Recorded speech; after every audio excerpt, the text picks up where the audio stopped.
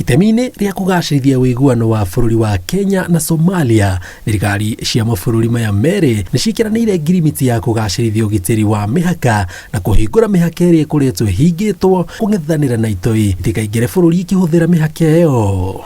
We have resolved that the border between Kenya and Somalia will be reopened in a phased out manner within the next 90 days, effective today.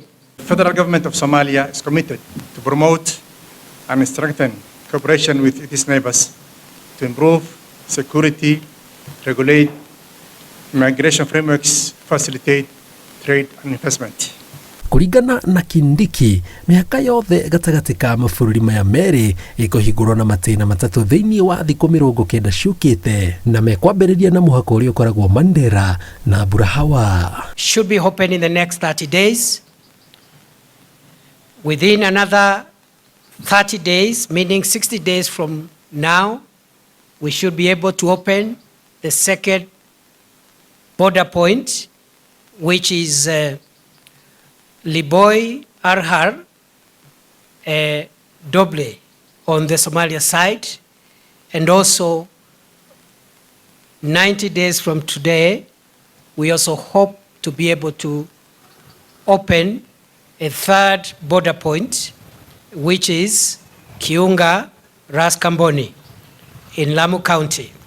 As we embark on this journey, we commit to set up modalities to implement the measures outlined in the declaration. Maugĩte kũhingwo kwa mĩhaka ĩyo no ta kũreka matanya maitũ icio makinyanĩre, amu gũtirĩ thũgũrĩ o yothe ĩkoretwo ĩgĩthiĩ na mbere, makĩongerera atĩ mĩhaka ĩyo yahingũrwo nĩ gũthondeka mĩeke ya mawĩra, mĩhang'o ya wonjoria yambĩrĩrie mĩhaka-inĩ.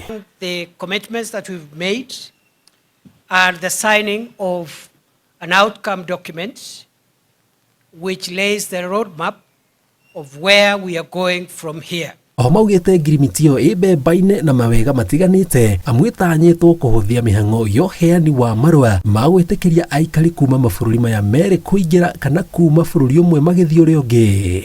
Ngĩribotera Inooro TV, njĩtagwo Jenga Wambui.